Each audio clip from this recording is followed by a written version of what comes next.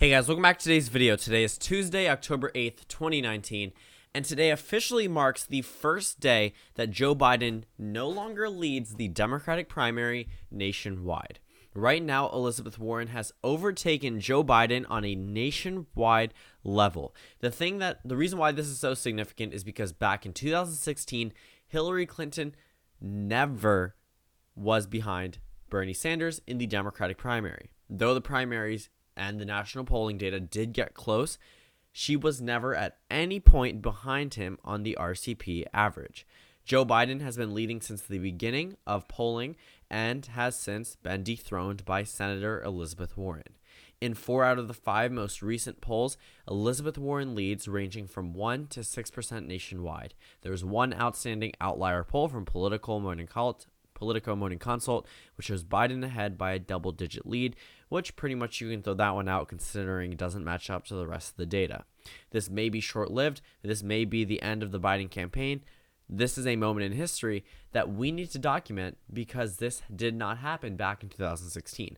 Though there are a number of parallels drawing between the way that some of these candidates are getting support, with Joe Biden starting off as a very strong frontrunner, up at 29% out of a field, with Warren only at 6%, to Warren eventually beating him on a nationwide level. I don't think anyone saw this drastically sudden increase for Elizabeth Warren. This is over the span of just a couple months. She was able to effectively go from behind Beto O'Rourke, behind Harris, at one point even behind Pete Buttigieg, pretty much dominating the field after the first debate, bringing her into second place, back and forth between Bernie Sanders, and now in first place nationwide, absolutely crushing the Democratic primary polling data.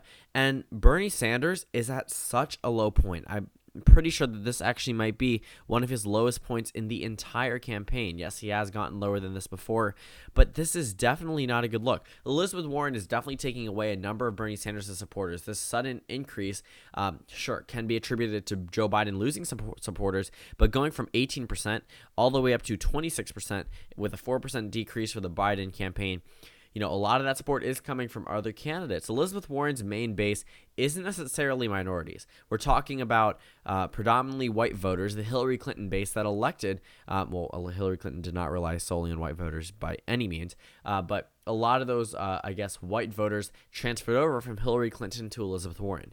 There's a lot of discussion about the first female president being Senator Elizabeth Warren. Her time is now. A lot of people wanted her to run back in 2016. She did not want to run, apparently, and she ended up running in 2020. She announced, I believe, the day before New Year's Eve. New Year's Eve, December 31st. She announced to run for president, if I'm not mistaken, or sometime around that. I remember. I personally did not believe Elizabeth Warren would even get close to this nomination process, only because there were so many top-name candidates running. Bernie Sanders, for heaven's sake. I mean, if we're looking at it, if you told me 6 months ago that Elizabeth Warren would be over Joe Biden at any point before the primary season, I would think you were crazy. This is Joe Biden. I mean, he was at his peak that far ago, not really his peak, but doing very well before he had even announced. And at one point in time, Biden had peaked at 41% nationwide amongst a field of over 20 candidates. He has since been dethroned by Senator Elizabeth Warren, and though it is by a small margin, we can take any of these less than 1% candidates, except for Sestak and Messam, and throw that support to Biden, and Biden comes back on top or ties with Elizabeth Warren. But it's still monumental that Elizabeth Warren is able to defeat Joe Biden as of right now. This is something that we have been leading up to. I made a video about a week ago discussing Elizabeth Warren's chances at beating Joe Biden, and pretty much that it was almost absolute based off this current trend. But the trends sometimes change, but now in favor of Elizabeth Warren, that's not what happened whatsoever. Now, when we talk about early voting states, Joe Biden still holds a narrow edge over Elizabeth Warren. We're talking about states like Iowa and New Hampshire and Nevada and South Carolina. Bernie Sanders and Biden are doing better than Warren in Nevada. Biden is absolutely crushing the South Carolina Democratic field.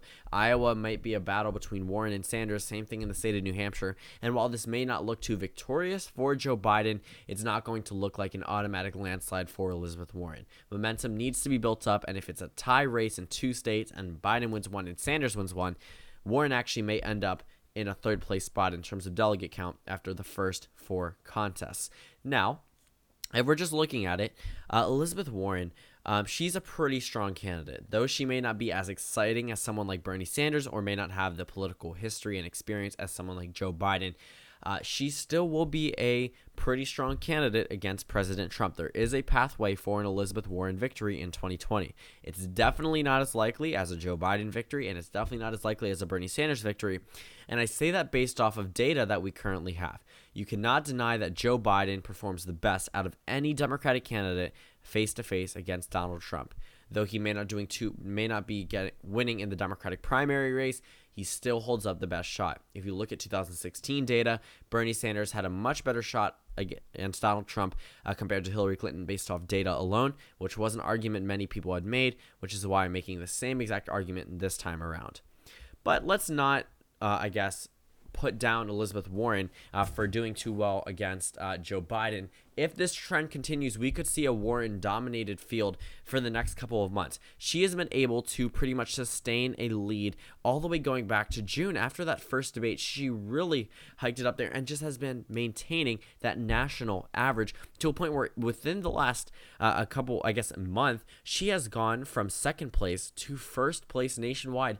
And that is something that I personally would have never expected. Let's go ahead and check some other data in some other states. Elizabeth Warren is leading in the state of Iowa. It's actually a face-off between Biden and Warren, but I do expect Sanders to show a little bit more of support based off 2016 estimations compared to the actual results. But Biden has since lost his lead. He was never behind Elizabeth Warren at any point, and his biggest competitor was Bernie Sanders up until Warren overcame that as well. And Buttigieg is actually coming close to overcoming Bernie Sanders there as well. Going over to the state of New Hampshire, Biden is only leading by 2.2% statewide.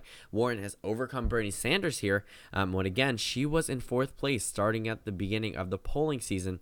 And Joe Biden maintaining his lead as of right now. I still expect an Elizabeth Warren victory at the end of the day. Going over to Nevada, we have a tie between Sanders and Biden, and it's pretty much just going between them two, 29 to 27, 23 to 14, even though there's that 19% for Elizabeth Warren, and then 22 to 22.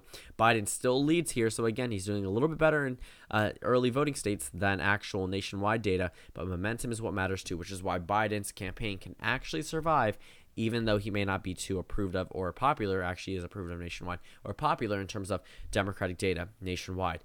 Biden dominates the South Carolina Democratic presidential primary field at a lead of 23 points. Let's go ahead and hit California. Biden's lead is narrowing here with a poll Biden +9, a tie Warren +9, and Warren +1. That actually surprises me. I would possibly expect Biden to get a little bit larger. Warren to get a little bit better there, but she has overcome Bernie Sanders in a very important state in the state of Texas. Biden dominates here with a 10% lead. Massachusetts, the interesting thing is Elizabeth Warren, she represents Massachusetts in this United States Senate, and she is somehow behind Joe Biden here. That is pretty insane, but that is the most recent poll from September. I definitely expect these numbers to change. Poll prior was in April, completely disregarding that one. But general election data, like I said, Biden is the most electable candidate. Biden +11, Biden +7 compared to Warren +2, Sanders +4, Warren +8, Sanders +7. I'm not saying it's impossible or even unlikely that Warren or Sanders could win, just that Biden consistently holds the largest margins against Donald Trump in matchups. This one with an Emerson poll right here, Warren actually defeats him by a larger margin. But if you go to the overall, general spread, Biden +7.4 and Warren is only Warren +4.5. So you definitely see it there. Going over to Trump versus Sanders, 5.2. Definitely a lot better for for Joe Biden. Not even in the general election. If we talk about states like Florida, we actually no, this one does show a little bit better for Elizabeth Warren, but we don't need to talk about California, even though that is something to point out, but that really doesn't matter. It's California, whatever. Let's see.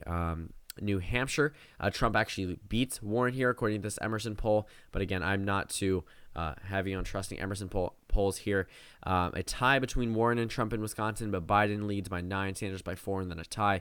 Let's keep going. Let's disregard these general election polls, even though they do prove my point. I don't think that we need to focus on those purely as well. Michigan, Biden +10, Warren +6. I mean, just looking at it in Nevada, Warren loses to Trump by 1, but Biden wins by 6. Really just overall, Biden definitely is the more electable candidate based off of data alone. This is not my personal opinion, just with data alone.